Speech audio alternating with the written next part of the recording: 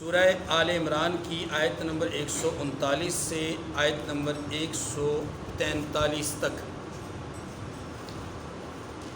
5 آیات کریمہ آج کے ہمارے درس کا حصہ ہیں۔ ان 5 آیات کریمہ سے پہلے اللہ تبارک و تعالی نے ایک بات یہ سمجھائی کہ اگر انسان سے کسی بھی معاملے میں کمی کوتاہی ہو جائے، کوئی خطا لغزش ہو جائے، اسے فوراً انابت اللہ کرنا چاہیے، اللہ کی طرف رجوع کرنا چاہیے، استغفار کرنا چاہیے اور اللہ سے معافی مانگنی چاہیے۔ جو لوگ اللہ سے معافی مانگتے ہیں اور اس کے خوگر ہوتے ہیں، اللہ تبارک و تعالی ان کے اس عمل اور ادا کی برکت سے انہیں پاک اور صاف رکھتے ہیں۔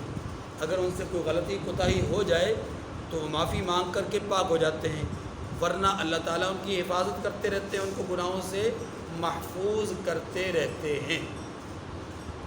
یہ بات تو تھی گزشتہ آیات کریمہ کا خلاصہ، اور اس کا پس منظر ہمارے سامنے ہے کہ غزوہ احد میں ایک اجتہادی خطا اس کا پس منظر تھا۔ اب آج کی آیات کریمہ میں اسی نوعیت کا ایک دوسرا مسئلہ غزوہ احد ہی سے متعلق اس کا دوسرا حصہ بیان کیا جا رہا ہے کہ چونکہ مسلمانوں کو غزوہ احد میں ایک اجتہادی خطا کے نتیجہ میں کافی سارا جانی نقصان اٹھانا پڑا، 70 صحابہ کرام رضوان اللہ علیہم اجمعین شہید ہو گئے، خود رحمت کونین صلی اللہ علیہ وآلہ وسلم کی ذات عالی کو زخم آئے، آپ کی خود ٹوٹ گئی اور آپ کے دندان مبارک میں سے ایک دانت وہ شہید ہو گیا، اور آپ کا لہو مبارک آپ کے جسم اطہر سے نکل کر بہنا شروع ہو گیا۔ یوں کفار نے آپ کو گرتے ہوئے دیکھنے کے بعد یہ نتیجہ اخذ کیا کہ رسول اللہ صلی اللہ علیہ وسلم ان محمدًا قد قتل، کہ رسول اللہ صلی اللہ علیہ وسلم شہید ہو گئے، اور اس کا اعلان بھی ابو سفیان کی طرف سے ہوا سوالیہ انداز میں کہ کیا تم میں محمد موجود ہیں؟ اللہ کے رسول صلی اللہ علیہ وسلم نے اپنے ارد گرد صحابہ کرام کو اشارہ کر کے فرمایا خاموش، کوئی جواب نہیں دینا۔ پھر اس نے دوسرا سوال کیا کہ کیا تم میں ابو بکر موجود ہیں؟ اللہ کے رسول نے اشارہ فرمایا کہ جواب نہیں دینا۔ پھر اس نے سوال کیا کہ کیا تم میں عمر موجود ہیں؟ اللہ کے رسول صلی اللہ علیہ وسلم نے پھر اشارہ فرمایا کہ جواب نہیں دینا۔ لیکن جب اس نے یہ کہا کہ حبل بلند ہو گیا، اعلیٰ حبل بلند ہو گیا، اس کا خیال یہ تھا اس وقت کہ رسول اللہ بھی شہید ہو گئے، ابو بکر بھی شہید ہو گئے، عمر بھی شہید ہو گئے رضی اللہ عنہما، تو اس نے تو گویا کہ ایک جشن کا ایک لفظ استعمال کیا کہ حبل ہمارا جو بت ہے وہ بلند ہو گیا، اور نعوذ باللہ اس جملے کا مطلب آپ سمجھ گئے کہ اگر حبل بلند ہو گیا تو اللہ نعوذ باللہ بات سمجھ گئی نا، لفظ میں ادا نہیں کر سکتا۔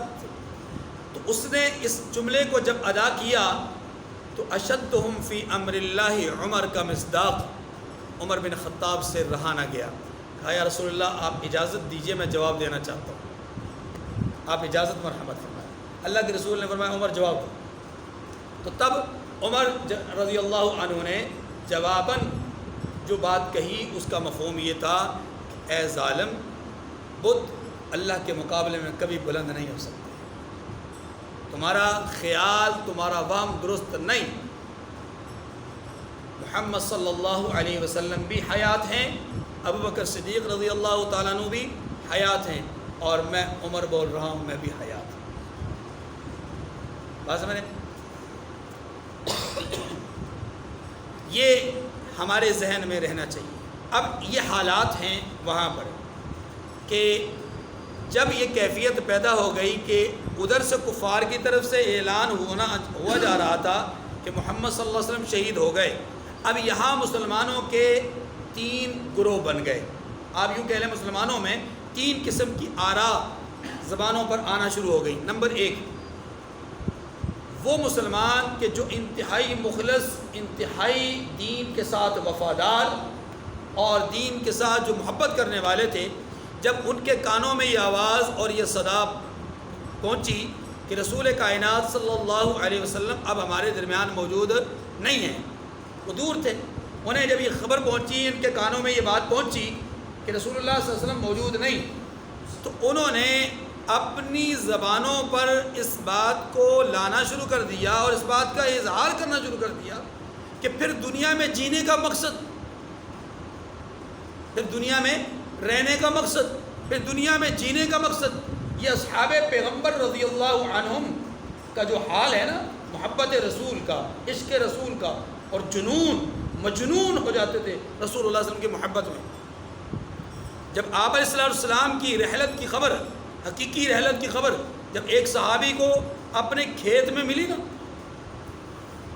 ایک صحابی کو ملی، تو صحابی رسول نے جب اس کو اس کے بیٹے نے آ کر خبر دی کہ رسول کائنات صلی اللہ علیہ وسلم پردہ فرما گئے، اس صحابی رسول نے نگاہ آسمان کی طرف بلند کی، اے اللہ، جن آنکھوں سے میں رحمت کائنات صلی اللہ علیہ وسلم کو دیکھا کرتا تھا، اگر رحمت کائنات صلی اللہ علیہ وسلم ہمارے درمیان موجود نہیں رہے، اے اللہ مجھ سے میری آنکھوں کی بینائی چھین لے۔ ہم جنون، ہم عشق، ہم محبت کا دعویٰ کریں، ہمارا محبت کا دعویٰ ہے ہی کیا؟ ہم سے ایک نماز ہی صحیح طریقے سے نہیں پڑھی جاتی، کوے کی طرح ٹھونکے مارتے ہیں اوپر سے ٹکا ٹک ٹکا ٹک ٹکا ٹک۔ ہم سے اپنے وجود پر سنت سجائی نہیں جاتی، ہم سے اپنے معاشرے میں، اپنے گھر کے اندر مسنون اعمال زندہ کیے نہیں جاتے، اور اوپر سے ہم دعویٰ کر رہے ہیں کہ ہم عشق رسول میں مجنون ہیں۔ اللہ نصیب فرما دے، اللہ ہمیں نصیب فرما دے جنون، وہ عشق، وہ محبت نصیب فرما دے، لیکن اس کے تقاضے بہت زبردست قسم کے ہیں۔ اللہ تعالیٰ ان کو بھی عمل میں لانے کی توفیق نصیب فرمائے۔ پر رسول کائنات صلی اللہ علیہ وسلم کے حوالے سے ایک اس وقت کے ماحول میں ایک طبقہ ان لوگوں کا جو انتہائی مخلص، انتہائی زیادہ دین کے ساتھ وفادار، انہیں جب یہ خبر پہنچی، ان کے کانوں میں جب یہ صدا لگی کہ رسول کائنات صلی اللہ علیہ وسلم دنیا میں نہیں رہے، تو فوراً زبان پر یہ بات آنا شروع ہو گئی کہ اب اس کائنات میں جینے کا، رہنے کا مقصد ہی کیا ہے۔ میدان میں اترے اور کفر کا مقابلہ کرتے ہوئے، ڈٹ کر مقابلہ کرتے ہوئے جان آفرین کے حوالے کرتے۔ اب ایک سوچ یہ ہے، نمبر 2، ایک دوسری سوچ ہے، اور وہ سوچ ان لوگوں کی ہے جو رسول کائنات صلی اللہ علیہ وسلم کے ارد گرد ہیں، جنہیں پتہ ہے کہ رسول کائنات صلی اللہ علیہ وسلم اس وقت حیات ہیں اور ہمارے درمیان ہیں۔ دوسری سوچ ان کی ہے کہ اس وقت جو ہو، جیسا ہو، جس طرح ہو، ہم نے رسول خدا صلی اللہ علیہ وسلم کی حفاظت کی پوری کوشش کرنی ہے۔ انہوں نے اپنے وجود پر دشمن کے تیر کھائے، اپنے سینوں پر دشمن کے تیر کھائے، اپنے آپ کو زخمی کروایا، لیکن رسول کائنات صلی اللہ علیہ وسلم کی طرف کسی نیزے کو، کسی تیر کو نہیں آنے دیا۔ یہ دوسرا فریق، دوسری جماعت۔ اور ایک تیسری جماعت بھی تھی، وہ تھی منافقین کی۔ کس کی؟ منافقین کی۔ جب انہیں پتہ چلا کہ رسول خدا صلی اللہ علیہ وسلم دنیا سے چلے گئے، پردہ فرما گئے، انہوں نے پتہ کیا کہا؟ اب ان کے تبصرے اور ان کے تجزیے یہ تھے کہ جی جب محمد صلی اللہ علیہ وسلم ہی نہیں رہے جن کا دین تھا، جب وہی دنیا میں نہیں رہے، تو پھر ہمیں اس دین میں کیا لینا دینا؟ ہمیں تو پھر پرانے دین میں واپس چلے جانا چاہیے۔ یہ بھی ایک تبصرہ تھا۔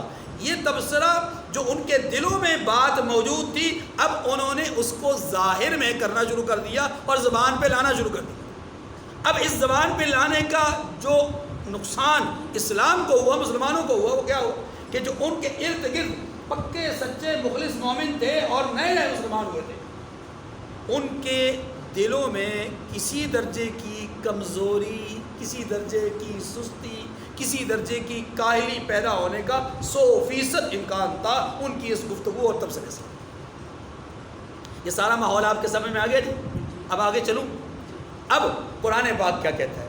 قرآن پاک کہتا ہے کہ اس تمام ماحول میں کہ منافقین کا تجزیہ کیا ہے، مخلص مومنین کی دو جماعتوں کا تجزیہ کیا ہے، اور مخلص مومنین میں سے نئے مسلمانوں کا منافقین کی بات کو سن کر کے جو کمزوری پیدا ہونے کا ایک معاملہ ہے وہ کیا ہے۔ اس سارے کو مد نظر رکھ کر کے قرآن یہ کہتا ہے اللہ نے تمہیں عارضی طور پر جو کفر کے مقابلے میں مغلوب کیا اور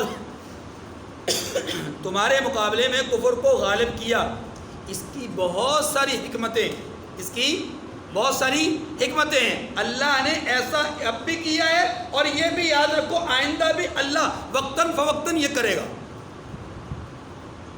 یہ صرف آج کا نہیں معاملہ، آئندہ بھی وقتاً فوقتاً اس طرح کے معاملات ہوں گے۔ کیوں؟ اس لیے کہ تلک الایام نداولها بین الناس، یہ تو دن ہیں بدلتے رہیں گے۔ الحرب سجال بیننا وبینہم، یہ جو لڑائی ہے، جنگ ہے، یہ تو ڈول کی مانند ہے۔ آپ جانتے ہیں کہ کنویں کے اندر جو ڈول ڈالے جاتے ہیں وہ بدلتے رہتے ہیں، کبھی یہ والا ڈول نیچے جائے گا تو نیچے والا اوپر آئے گا، کبھی اوپر والا نیچے جائے گا تو نیچے والا اوپر، یعنی یہ سلسلہ تو تبدیل ہوتا رہے گا۔ بتلایا یہ گیا ہے کہ یہ جو حالات اور واقعات پیش کیے گئے یہ بھی گویا کہ من جانب اللہ تھے۔ کیوں؟ پہلی وجہ اللہ اس بات کو ظاہر کرنا چاہتے ہیں کہ کون مومن ہے کون منافق ہے۔ دیکھیں نا آپ کے سامنے تجزیہ آ گیا۔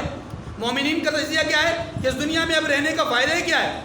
جب رسول کائنات نہیں رہے تو ہمیں بھی جان دے دینی چاہیے۔ اب یہ ہے پکا ایمان کہ جس راستے کا انتخاب کیا اسی راستے پہ جان دینی ہے، ڈٹ جانا ہے، سیسا پلائی ہوئی دیوار بن جانا ہے، ایک لمحے کے لیے پلٹنا نہیں، کفر کی طرف نہیں جانا۔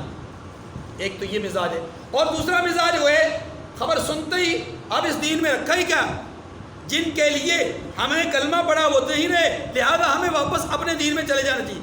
یہ ہے منافقت، یہ ہے اللہ ایمان اور نفاق دونوں کو ظاہر کرنا چاہتے ہیں، اس کے لیے عارضی طور پہ مسلمانوں کو مغلوب کیا۔ شکست کا لفظ میں نے کہا، میں نے کل بھی استعمال نہیں کیا، آج بھی نہیں کروں گا۔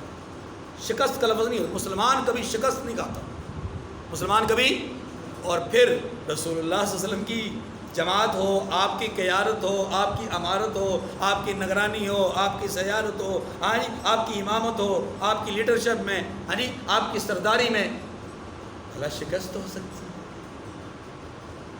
جس نے پوری کائنات کو شکست دے دی ہو اس کو بھلا کسی لمحے شکست ہو سکتی ہے؟ وہ تو کائنات کے اولین و آخرین کے سرخیل سرتاج امام ہیں۔ برحال تو صحابہ کرام رضوان اللہ علیہم اجمعین کا معاملہ یہ ہوا، اللہ تعالیٰ نے یہاں پر یہ بتلایا کہ اس عارضی طور پہ مغلوبیت کی ایک حکمت یہ ہے کہ مومن اور منافق کی پہچان ہو گئی۔ نمبر 2، صبر کرنے والے اور صبر نہ کرنے والوں کے درمیان بھی فرق آ گیا۔ یہ کیسے؟ کچھ لوگ وہ تھے کہ جو پکے تھے، مومن تھے، مخلص تھے، سارا کچھ تھا، لیکن اس کے باوجود جب کفر کی طرف سے حملہ شدید ہوا تو وہ میدان سے پیچھے ہٹ گئے۔ میدان سے، یہاں پر بھی میں لفظ بڑے تحمل کے ساتھ بول رہا ہوں، کچھ لوگ یہاں پر لفظ استعمال کرتے ہیں وہ بھاگ گئے، میں بھاگنے کا لفظ استعمال نہیں کر رہا، میں کہتا ہوں میدان سے پیچھے ہٹ گئے۔ اور کچھ وہ لوگ تھے کہ جو ہر حال میں صبر کیے ہوئے تھے میدان میں۔ اب یہاں پر ان دونوں کو بھی اللہ نے ظاہر کیا۔ میدان سے پیچھے ہٹنا بھی جرم نہیں تھا، بعض حالات میں یہ بات ذہن رکھیے، میدان سے پیچھے ہٹنا بھی میدان میں رہنے کے لیے بعض اوقات ضروری ہوتا ہے، کر و فرض جس کو کہتے ہیں۔ اچھا، اب اللہ تبارک و تعالیٰ یہ بیان فرما رہے ہیں کہ یہ جو صابرین اور غیر صابرین ہیں اللہ ان کو بھی نمایاں کرنا چاہتے ہیں۔ نمبر 3، اللہ اس بات کو بھی نمایاں کرنا چاہتے ہیں کہ یہ جو مسلمان جن کے دلوں میں تھوڑی بہت سستی کمزوری آنے کا امکان پیدا ہو رہا تھا، منافقین کی بات سن کر، منافقین کی وہ بات سن کر کے ان کے دلوں میں کمزوری اور سستی اور کائلی پیدا ہونے کا امکان تھا، اس کو بھی اللہ تبارک و تعالیٰ نے دور فرمایا کہ ایک حکمت یہ بھی ہے اللہ تمہاری حوصلہ افزائی کرنا چاہتے ہیں کہ دل نہ ہارو، کمزوری نہ پیدا کرو، ہمت نہ چھوڑو۔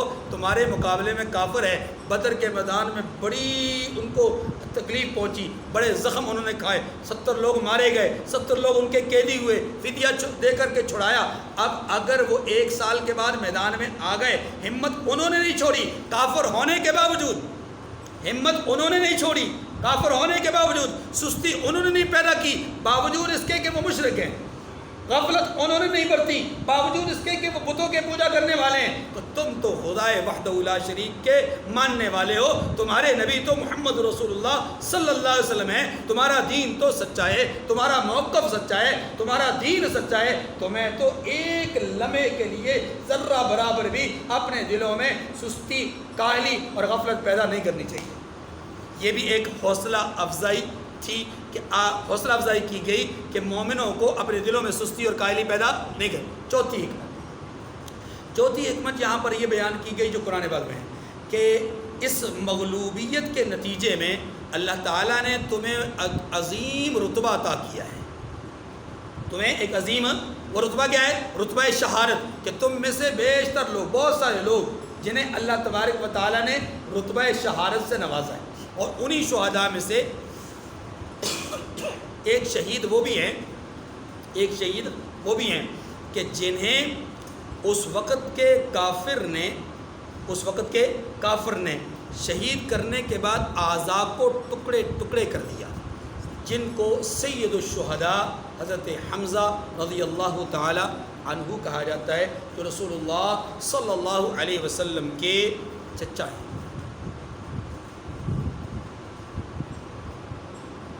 حمزہ اسد اللہ و اسد رسول، یہ اللہ اور اس کے رسول کے شیر ہیں، لیکن کافر نے انہیں شہید کرنے کے بعد ان کے اعضاء کے ٹکڑے ٹکڑے کیے، اور جس نے کیے تھے نا وہ اس وقت تو کافر تھے، بعد میں وہ صحابی رسول بنے، اور ان کا نام حضرت وحشی رضی اللہ تعالی عنہ۔ اسلام کے ایک شیر کو انہوں نے شہید کیا، اور بعد میں اللہ تبارک و تعالیٰ نے اسی حضرت وحشی رضی اللہ تعالیٰ عنہ کے ہاتھ سے اسلام کے ایک بہت بڑے دشمن مدعی نبوت مسیلمہ کذاب کو واصل جہنم کروایا۔ جس دن مسیلمہ کذاب کو انہوں نے اپنی تلوار سے قتل کیا، اس دن کہنے لگے آج میرا دل ٹھنڈا ہوا ہے، آج میرا دل ٹھنڈا ہوا ہے کہ حالت کفر میں اسلام کے شیر کو میں نے شہید کیا تھا، اب حالت اسلام میں آ کر کے اتنا بڑا کارنامہ کوئی نہیں تھا، یہ ایک کارنامہ ہے جو مسیلمہ کذاب کو مارنے کا ہے۔ ایک شہید یہ بھی ہے، اور ایک شہید وہ بھی ہیں کہ مکہ مکرمہ میں کوئی نیا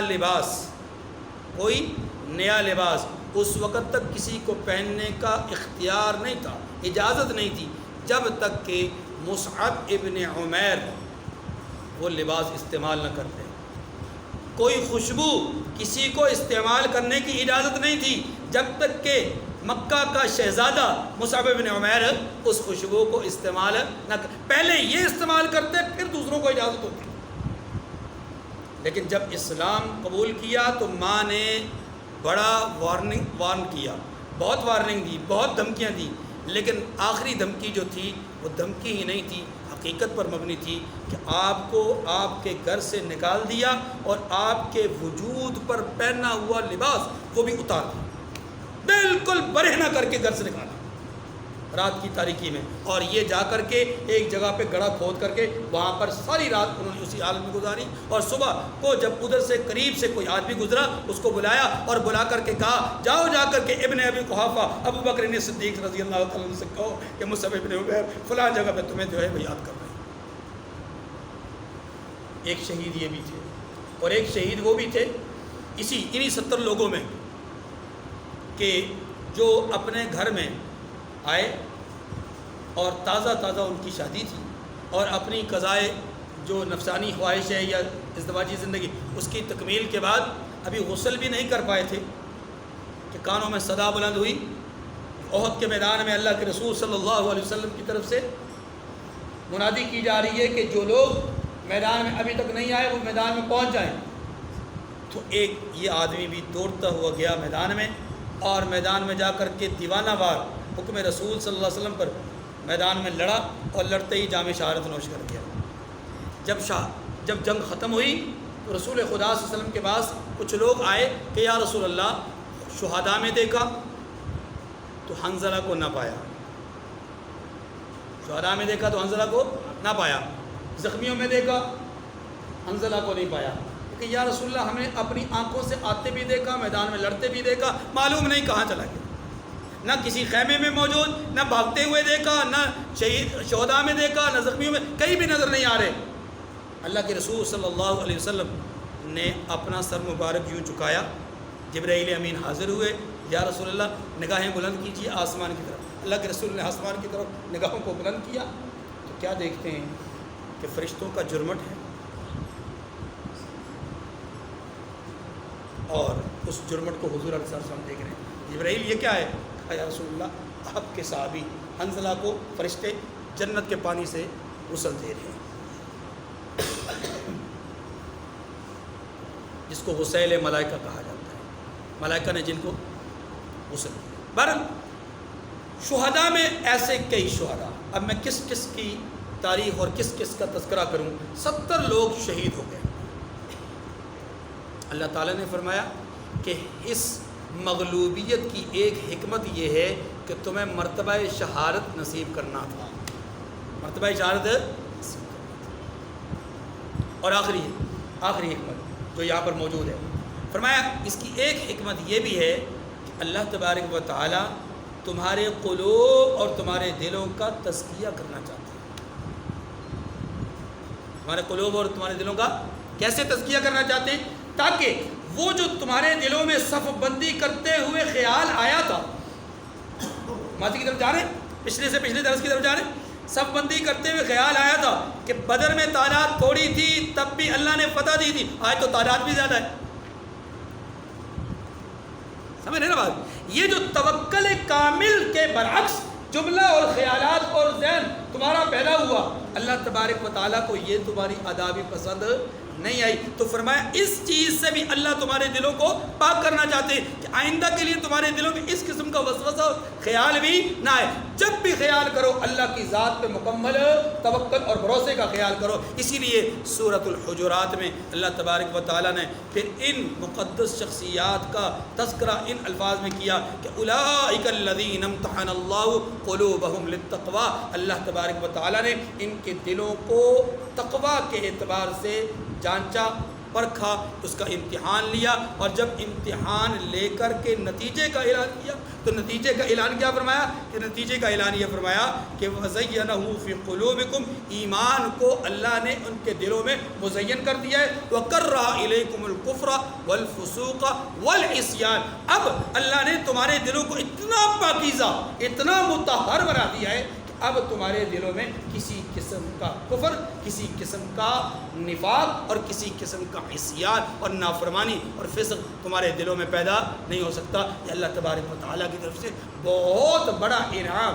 اور اعزاز اور سرٹیفکیٹ ہے جو اللہ تبارک و تعالیٰ نے جاری فرمایا۔ پھر اعلان فرما دیا رضی اللہ عنہم ورضوا عنہ، میں رب ان سے راضی، یہ میرے بندے مجھ سے راضی۔ اب دیکھیے جی آیات کریمہ، وَلَا تَهِنُوا وَلَا تَحْزَنُوا وَأَنْتُمُ الْأَعْلَوْنَ إِن كُنتُم مُؤْمِنِينَ۔ اور دیکھیں بے دل نہ ہونا یعنی کمزوری نہ پیدا کرنا، تہن وہن سے یعنی اپنے اندر کمزوری پیدا مت کرنا، سستی پیدا مت کرنا، غفلت پیدا مت کرنا اس واقعے کے بعد کہ کہیں آپ کو عارضی طور پہ مغلوبیت ہو گئی تو کمزور نہیں بن جانا۔ کیوں؟ اس لیے کہ ایسے واقعات تو آنے والی زندگی میں بھی پیدا ہوں گے۔ یہ تو ایمان کو پرکھنے کا، صبر کو جانچنے کا، مجاہد کو پرکھنے کا ایک انداز ہے، اللہ کے بارے اپنے اور بیگانے میں فرق ظاہر کرنے کا ایک انداز۔ اس لیے فرمایا کہ اپنے اندر کمزوری مت پیدا کرنا، بے دل مت ہونا۔ وہن کیا ہے؟ اللہ کے رسول صلی اللہ علیہ وسلم سے صحابہ کرام نے پوچھا کہ مل وہن یا رسول اللہ، وہن کیا ہے؟ اللہ کے رسول صلی اللہ علیہ وسلم نے اس کا جواب دیا حب الدنیا و کراہیت الموت، دنیا کی محبت دل میں آ جائے اور موت کی ناپسندیدگی دل میں بیٹھ جائے تو یہ کیا ہے؟ وہن۔ اور اسی وہن سے اللہ نے منع کیا، اسی وہن سے ظاہر ہے انسان نیک اعمال کرنے میں سستی کب کرتا ہے؟ جب اس کی دنیا میں محبت زیادہ ہو جاتی ہے اور موت سے اس کی پسندیدگی ختم ہو جاتی ہے. موت کے حوالے سے موت کو پسند نہیں کرتا, اللہ سے ملاقات کو پسند نہیں کرتا, تو تب پھر کمزوری پیدا ہوتی ہے. فرمایا ولا تہینوا, کمزور مت ہونا, ولا تحزنوا, اور کسی طرح کا غم بھی مت کرنا. دیکھیں غم تو پیدا ہوئے, اتنے سارے غموم میں نے اس کا ذکر کیا, تو اللہ کیا فرما رہے ہیں؟ حوصلہ دے رہے ہیں, حوصلہ دے رہے ہیں کہ ولا تحزنوا, میرے بندوں غمگین مت ہونا, جو ہو گیا سو ہو گیا, شد آنچ شد, جو کچھ ہو گیا سو ہو گیا, آپ اس کو چھوڑ دیجیے, آنے والے دنوں پر غور کیجیے. وَأَنْتُمُ الْأَعْلَوْنَ إِن كُنتُم مُؤْمِنِينَ, سنو تم نے شکست نہیں کھائی, تم نے مغلوب ہوئے ہو. مغلوب ہونے میں اور شکست ہونے میں فرق ہے. اگر تم مومن ہو, اگر تم پکے ہو, اگر تم مخلص ہو, تو پھر یاد رکھو وَأَنْتُمُ الْأَعْلَوْنَ, تم ہی ہمیشہ غالب رہو گے, تم ہی غالب رہو گے. عارضی طور پہ مغلوب ہو بھی جاؤ تو الگ بات ہے, لیکن وَأَنْتُمُ الْأَعْلَوْنَ, فتح تمہاری ہی ہوگی, کبھی کافر فتح یاب نہیں ہو سکتا, کافر کبھی فتح یاب نہیں ہو سکتا. یہ بات ذہن میں رکھیے. ہماری تو آنکھوں کا دیکھا حال ہے نا. کافر 37 ممالک پر مشتمل نیٹو افواج ایک مسلم ملک کو فتح کرنے چلی آئی تھی, فتح نہیں کر سکتے. بالآخر ہاتھ جوڑ کر کے معافی مانگ کے اب جانے کے لیے کمبل چھوڑنا چاہتے ہیں, کمبل انہیں نہیں چھوڑ رہا, کمبل چھوڑنا چاہتے ہیں, کمبل انہیں نہیں چھوڑ رہا. ہاں فرمایا وَأَنْتُمُ الْأَعْلَوْنَ إِن كُنتُم, اگر تم پکے مومن ہو نا, تم ہی غالب رہو گے, تم ہی فاتح رہو. ہاں اگر یہ تمہیں تو کوئی اذیت پہنچی ہے, تو زخم پہنچے, اس کے بارے میں بھی سن لو. إِن يَمْسَسْكُمْ قَرْحٌ فَقَدْ مَسَّ الْقَوْمَ قَرْحٌ مِثْلُهُ, اگر تمہیں زخم لگا ہے, یہ جو شہادت کا ہے, شہادتوں کا زخم, اگر یہ زخم لگا ہے تو ان لوگوں کو بھی ایسا زخم لگ چکا ہے, اس سے پہلے ان کے بھی تو آدمی مارے گئے ہیں. آپ تو پھر ان سے بہتر ہو کہ آپ کے آدمیوں کو گرفتار نہیں کیا جا سکا. اور پھر دلچسپ بات پتہ کیا ہے, اور کیجیے گا, بدر کے میدان میں مسلمان فاتح تھے, غالب تھے نا, تو مسلمانوں نے کافروں کو اتنا مارا کہ مسلمان میدان میں تھے, کافر بھاگ گئے. کافر, اب سنیے یہاں احد میں کیا ہوا. احد میں پہل مسلمان غالب آئے, کافر بھاگے. پھر خالد بن ولید رضی اللہ تعالیٰ عنہ کی اس وقت جو مسلمان نہیں ہوئے تھے, اس وقت ان کی جنگی تدبیر اور حکمت عملی نے مسلمانوں کی اس جنگ کا نقشہ بدلا, اور مسلمان عارضی طور پہ مغلوب ہو گئے.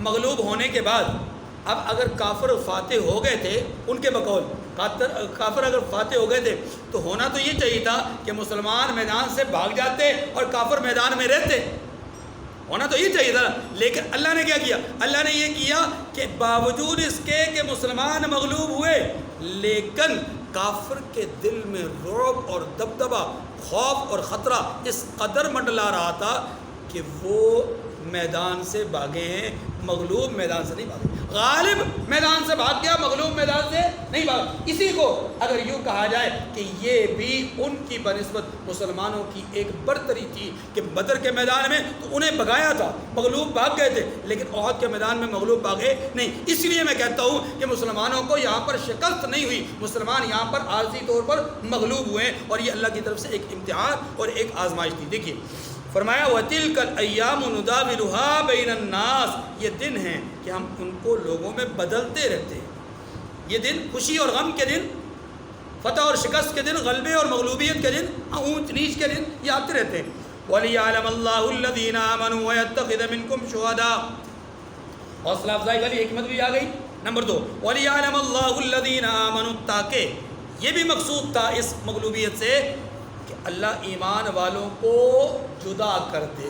ایمان والوں کو وَلِيَعْلَمَ اللَّهُ الَّذِينَ آمَنُوا کا لفظی ترجمہ یہ ہے کہ اللہ ایمان والوں کو جان لے. لیکن یاد رکھیے یہاں پر جاننا مراد نہیں, یہاں پر ظاہر کرنا مراد ہے. اللہ کی طرف جب علم کی نسبت اس طرح کی ہو تو اس کا معنی کیا ہوتا ہے, اللہ ظاہر کرے, دوسروں پر ظاہر کر دے کہ کون مومن کون منافق, کون صبر کرنے والا کون صبر کرنے والا نہیں. اگلی بات فرمایا وَيَتَّخِذَ مِنكُمْ شُهَدَاءَ, اور یہ بھی حکمت تھی کہ وہ یہ دیکھ لے یا ظاہر کر دے کہ تم میں سے جو لوگ راہ خدا میں کٹ مرنے کا جذبہ رکھتے تھے, اللہ نے ان کو مرتبہ شہادت بھی نصیب کر دیا. وَيَتَّخِذَ مِنْكُمْ شُهَدَاءَ، اور اس مغلوبیت کی وجہ سے اللہ نے تم میں سے کئی لوگوں کو شہید بنایا. وَيَتَّخِذَ مِنْكُمْ شُهَدَاءَ، تم میں سے کئیوں کو شہید بنایا. آگے وَاللَّهُ لَا يُحِبُّ الظَّالِمِينَ، اللہ ظلم کرنے والوں کو پسند. میں حیران تھا کہ اس جملے کا تعلق کیا ہے. اس جملے کا تعلق آیت کریمہ کے پچھلے حصے کے ساتھ کیا ہے؟ وہ جو شہید ہیں وہ ظالم تو نہیں تھے، بات نہ سمجھے گا، شہید ہیں ظالم تو نہیں تھے، میدان میں اترنے والے صحابہ ظالم تو نہیں تھے، حضور علیہ السلام کی جماعت ظالم تو نہیں تھی. پھر یہاں پر ظالموں کو پسند نہ کرنے کا جو کہا گیا، کیوں؟ اس کی ضرورت کیوں محسوس ہوئی؟ اچانک میرے ذہن میں یہ بات آئی کہ اللہ تبارک و تعالیٰ تو یہ بات سمجھانا چاہتے ہیں کہ میرے بندو، یہ جو کافر عارضی طور پہ غالب آئے ہیں نا، تم بھی اور آنے والی انسانیت بھی یہ سمجھ لے کہ کسی کے ذہن میں یہ بات نہ آئے کہ شاید کافروں کی کوئی ادا اللہ کو پسند آئی ہو. بات سمجھ لیں، شاید کافروں کی اللہ کی کوئی ادا پسند آئی ہو، اس لیے کافروں کو غلبہ ہو گیا، مسلمان مغلوب ہو گئے. نہیں نہیں، اللہ نے اس کو رد کر دیا. واللہ لا يحب الظالمین، اللہ ظالموں کو کبھی بھی کسی بھی حال میں پسند نہیں کرتے.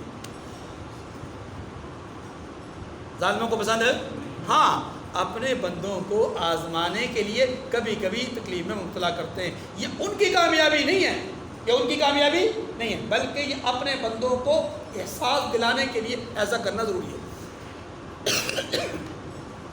آگے وَلِيُمَحِّصَ اللَّهُ الَّذِينَ آمَنُوا وَيَمْحَقَ الْكَافِرِينَ، اور یہ بھی مقصود تھا اس مغلوبیت سے کہ اللہ ایمان والوں کو خالص بنا دے اور کافروں کو نابود کر دے. کافروں کو، اب آپ کہیں گے جی کافروں کو نابود کر دے، کافر تو غالب آ گئے، کافر تو غالب آ گئے، نابود کیسے ہوئے؟ اس کا جواب یہ ہے کہ دیکھیے یہاں واقعی کافر غالب ہے، لیکن مومنوں کے دلوں کو جب اللہ نے پاکیزہ بنا دیا نا، دلوں کو مطمئن کر دیا، حوصلہ افزائی فرما دی، اب اس کے نتیجے میں ہوا گیا، اس کے نتیجے میں کافر واقعی نابود ہو گئے. کیسے؟ اس کے بعد اگلی جنگ ہوئی حنین کی، احزاب کی، غزوہ خندق جس کو کہتے ہیں. غزوہ خندق ہوا، اللہ تعالیٰ نے مسلمانوں کے دلوں کو اتنا مضبوط کیا، اتنا باروب بنایا کہ کافر دم دبا کے بھاگنے پہ مجبور ہوا، جنگ نہیں کر سکا. باوجود اس کے کہ مسلمانوں کے مقابلے میں کافروں کی تعداد بہت زیادہ تھی، 24,000 26,000 28,000 کی روایات آتی ہیں افراد کی، لیکن اتنے افراد ہونے کے باوجود مسلمانوں پر حملہ آور نہیں ہو سکی، اتنا ان کے دلوں میں رعب تھا.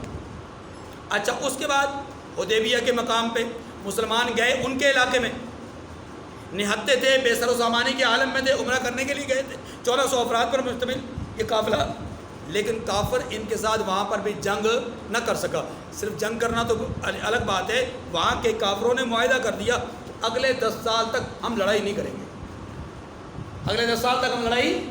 یہ ہے کافروں کا نابود ہونا. اور ٹھیک 2 سال کے بعد اللہ تعالیٰ نے صلح حدیبیہ کے مقام پر اترنے والی ان آیات کو ظاہر کیا. وہ آیات کیا تھی؟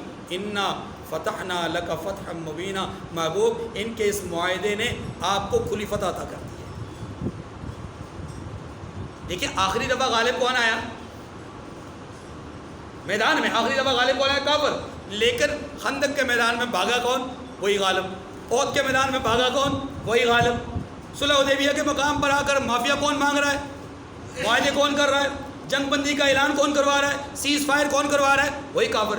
یہ ہے کافروں کی نابودی. اللہ تبارک و تعالیٰ نے جو بات کہی ہے، یاد رکھیے، اگرچہ ظاہری طور پر یہاں ہمیں نظر آ رہا ہے کافر غالب، مسلمان مغلوب، لیکن جواب اس کا یہ ہے کہ اس کا تعلق ما یعول سے ہے، مستقبل سے ہے، اور مستقبل کے اعتبار سے قرآن کہتا ہے وَيَمْحَقَ الْكَافِرِينَ، اللہ مومنوں کے دلوں کو مستقبل کے اعتبار سے مضبوط کرنا چاہتے ہیں اور کافروں کو نابود کرنا چاہتے ہیں. اور پھر مسلمانوں کو اگلی بات یہ کہی گئی کہ کیا تم سمجھتے ہو کہ ایسے ہی بلا امتحان بغیر آزمائش کے جنت میں چلے جاؤ گے؟ نہیں نہیں، یہ ایمان تو ایک آزمائش ہے. ایمان کیا ہے؟ ایک، اور اس پہ میں تفصیلی گفتگو کر چکا ہوں. وَلَنَبْلُوَنَّكُمْ بِشَيْءٍ مِّنَ الْخَوْفِ وَالْجُوعِ وَنَقْصٍ مِّنَ الْأَمْوَالِ وَالْأَنفُسِ وَالثَّمَرَاتِ، یعنی کہ سورہ بقرہ کے اندر دوسرے پارے کی ابتدا میں تفصیل سے گفتگو کر چکا ہوں. اب دیکھیے، ام حسبتم ان تدخلوا الجنة ولما يعلم الله الذين جاهدوا منكم ويعلم الصابرين، کیا آپ یہ سمجھتے ہو کہ بغیر آزمائش کے جنت میں داخل کر دیے جاؤ گے؟ حالانکہ ابھی اللہ نے آپ میں سے جہاد کرنے والوں کو تو اچھی طرح ظاہر ہی نہیں کیا، معلوم ہی نہیں کیا، یعنی ظاہر ہی نہیں کیا۔ اچھا، اور دوسری بات، اور یہ بھی مقصود ہے کہ وہ ثابت قدم رہنے والوں کو بھی ظاہر کر دے، یعنی معلوم کر دے۔ بات میں آگئی، یہ بات میں نے حکمت ثانی پہلے عرض کر دی۔ آگے فرمایا وَلَقَدْ كُنْتُمْ تَمَنَّوْنَ الْمَوْتَ مِنْ قَبْلِ أَنْ تَلْقَوْهُ فَقَدْ رَأَيْتُمُوهُ وَأَنْتُمْ تَنْظُرُونَ۔ اس آیت کریمہ کا تعلق بعض حضرات نے کہا ہے منافقین کے ساتھ۔ سنیے، غور کیجیے۔ منافقین غزوہ بدر کے بعد کبھی کبھی کہا کرتے تھے اگر ہمیں بھی موقع ملا نا اب کے بعد کبھی جنگ میں تو ہم بھی جان دے دیں گے، یہ ایک ان کی طرف سے۔ تو اب جب موقع آیا تو منافقین بھاگ گئے، 300 کا لشکر پہلے ہی بھاگ گیا، جو میدان میں تھے وہ بھی انہوں نے دم دبا کر کے بھاگ گئے، ٹھیک۔ اگر تو یہ منافقین مراد، اور اگر مومنین مراد ہوں تو پھر اس کا معنی یہ ہوگا کہ مومنین کو یہ کہا جا رہا ہے کہ اے مومنو، یعنی اے وہ لوگوں کے جو بدر کے بعد مسلمان ہوئے اور بدر کے شرکاء کے فضائل سننے کے بعد تمہارے جی میں یہ بات آ رہی تھی کہ میدان لگے تو ہم بھی داد شجاعت دیں گے، میدان لگے گا ہم بھی جو ہے وہ مرتبہ شہادت حاصل کرنے کی کوشش کریں گے، موت کو اپنے گلے لگائیں گے، موت سے محبت کریں، یعنی تمہارا بھی جذبہ یہ تھا۔ لیکن اب کیا ہو گیا ہے کہ تم کمزوری دکھا رہے ہو، سستی دکھا رہے ہو، غفلت کا مظاہرہ کر رہے ہو، تمہیں ایسا تو نہیں کرنا چاہیے تھا، اپنے خواہش کی تکمیل کے لیے تمہیں میدان میں کھڑے رہنا چاہیے۔ تو یہ گویا کہ ایک تنبیہ ہو، ایک کیا ہوگی؟